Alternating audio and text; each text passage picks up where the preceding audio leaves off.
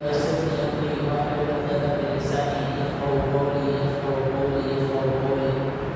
سبحانك لا علم لنا الا ما علمتنا انك انت العليم الحكيم. آج کا جو ہمارے درس کا عنوان ہے کہ اسلامی سال کا اختتام، احتساب، توبہ اور تجدید ہے. اور اس سے یہ نمبر کیا جائے کہ اسلامی سال منانا یہ جائز ہے. اسلامی سال ہو یا عیسوی سال ہو، اس کو منانا، اس کے اندر خلافات کرنا یہ ہر طرح سے ناجائز ہے. آج کے جو ہمارے درس کا عنوان ہے وہ یہ کہ ہم جو وقت گزار کے آ گئے، جو ہم نے وقت گزار لیا، اس گزرے ہوئے وقت کے حوالے سے ہم نے اپنا محاسبہ کرنا ہے کہ وہ وقت کیسے گزرا. اور نبی اکرم صلی اللہ علیہ وسلم کی حدیث مبارکہ کہ القیس سمجھدار نفس ہے، عقل مند وہ ہے جو اپنے نفس کو محاسبہ کرے، وہ یہ دیکھے کہ اس نے کل کے لیے کیا بھیجا ہے. سورہ حشر کے لیے اللہ رب العزت نے فرمایا کہ یا ایھا الذین آمنوا اتقوا اللہ ولتنظر نفس ما قدمت لغد. ایمان والو، اللہ سے ڈرو اور یہ دیکھو کہ تم نے کل کے لیے، قیامت کے لیے آگے کیا بھیجا ہے. تو یہ ایک ہے اسلامی سال جو محرم الحرام سے شروع ہوتے ہیں اور دوسرے جنوری سے شروع ہوتے ہیں. تو محرم الحرام سے شروع ہونے والے مہینے ان کے بارے میں سورۃ توبہ میں اللہ رب العزت نے فرمایا کہ اللہ کے ہاں جو گنتی کے مہینے ہیں وہ 12 ہیں. تو ان میں اس سے بعد یہ محرم الحرام سے لے کے ذوالحجہ تک مہینے ہیں، اور اس میں پھر 4 مہینے بہت زیادہ اہم ہیں. اربعۃ حرم، 4 مہینے بہت زیادہ اہم ہیں، جس میں رجب ہو گیا، ماہ ذی القعدہ، ذی الحجہ، اور اسی طرح محرم.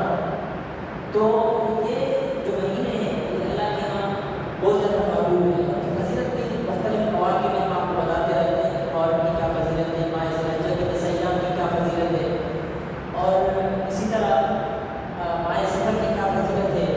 اسلامی سال کا تصور چاند کے حساب سے کیا جاتا ہے، اور جو شمسی حساب ہے جنوری سے لے کے دسمبر تک، ہم میں سے ہمارا جو معاشرہ ہے وہ اکثر طور پہ جو شمسی حساب ہے اس حساب سے چلتا ہے، اور ہم تاریخیں بھی اسی کی یاد کرتے ہیں، اور اکثر خرافات میں اسی سال کے اختتام بھی کی جاتی ہیں.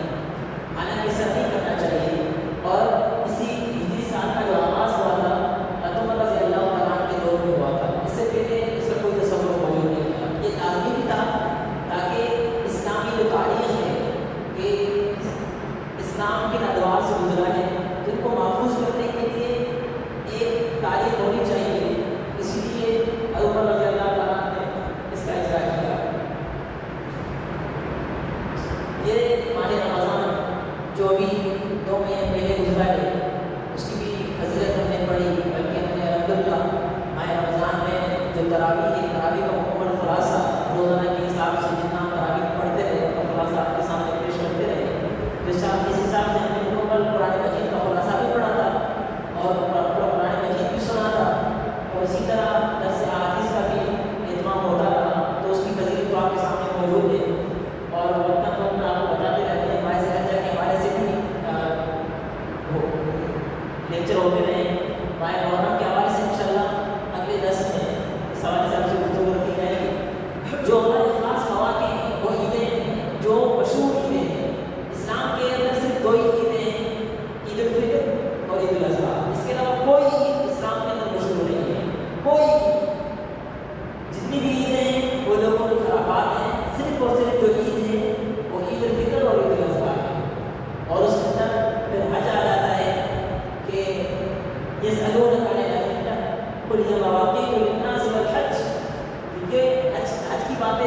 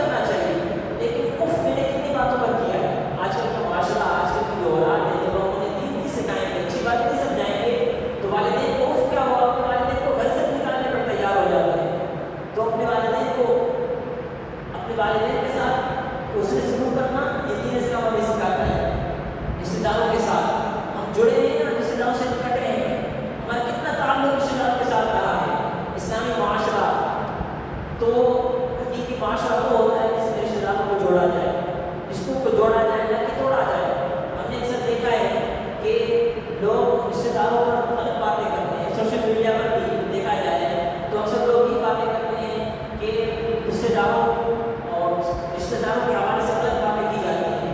حالانکہ اسلام نے جو رشتہ قائم کیا ہے, اللہ نے جو رشتہ قائم کیا ہے, وہ کیا مطلب نہیں ٹوٹ سکتا. یہ خون کا رشتہ ہے.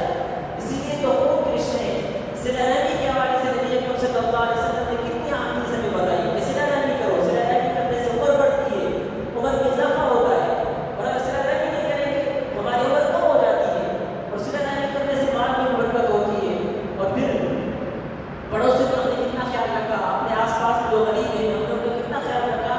یہ پورے سال ہم نے اس کی فہرست جاری کرنی ہے, اپنا سوچنا ہے, اپنا محاسبہ کرنا ہے. حقوق اللہ کے جو حقوق میں نے کتنے ادا کیے ہیں, نماز میں نے کتنی پڑھی ہے, نماز مسجد کتنی رہ جاتی ہیں, رمضان مبارک مہینہ گزرا میں نے کتنے روزے رکھے, کتنے روزے مجھ سے چھوٹ گئے, ان آیام میں کی قضا کی یا نہیں کی, ان کو مکمل کیا یا نہیں کیا, نوافل کتنا اہتمام کرتا ہوں نوافل روزوں کا, اس کے بارے میں نبی اکرم صلی اللہ علیہ وسلم نے بڑی فضیلت بتائی ہے.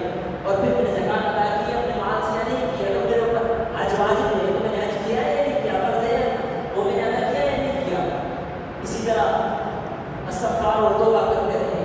نبی اکرم صلی اللہ علیہ وسلم کے بارے میں آتا ہے کہ آپ صلی اللہ علیہ وسلم دن میں 100 یا اس سے زیادہ مرتبہ استغفار کیا کرتے تھے. آپ صلی اللہ علیہ وسلم تو معصوم, گناہوں سے پاک, اللہ نے پاک رکھا, لیکن پھر بھی نبی اکرم صلی اللہ علیہ وسلم راتوں کو اٹھ کے مصلی پہ کھڑے ہوتے, تہجد کی نماز ادا کرتے, اتنا لمبا قیام فرماتے کہ آپ صلی اللہ علیہ وسلم کے پاؤں مبارک کے پاؤں میں ورم آ جاتا, اور ورم آنے کی وجہ سے وہ کچھ سوج جاتے, ان سے خون بہنے لگتا. تو حضرت عائشہ رضی اللہ تعالیٰ نے پوچھ لیا ایک مرتبہ کہ اللہ کے رسول آپ نے دیکھا وہ تو کیوں کرتے ہیں, کوشش کیوں کرتے ہیں, اللہ نے تو آپ کو معاف کر دیا, آپ تو معصوم ہیں. نبی اکرم صلی اللہ علیہ وسلم نے فرمایا کہ افلا اکون عبدا شکورا, تو کیا میں اپنے رب کا شکر گزار بننا نہ کروں کہ جس نے مجھے اپنی نعمتوں سے نوازا ہے. تو یہ توبہ کا وقت ہے کہ ہم توبہ کریں. سال گزر گیا, اپنی زندگی کا ایک سال کم ہو گیا, میں ایک سال اپنے موت کے بالکل قریب ہو گیا, اپنے رب سے ملاقات کے بالکل قریب ہو گیا, تو میں نے اپنے رب سے ملاقات کے لیے کتنی تیاری کی ہے. تو اس لیے استغفار کریں. گناہ ہر انسان سے ہو جاتے ہیں, ہر انسان کو نادم ہونا چاہیے, اپنے رب کے سامنے گڑگڑانا چاہیے.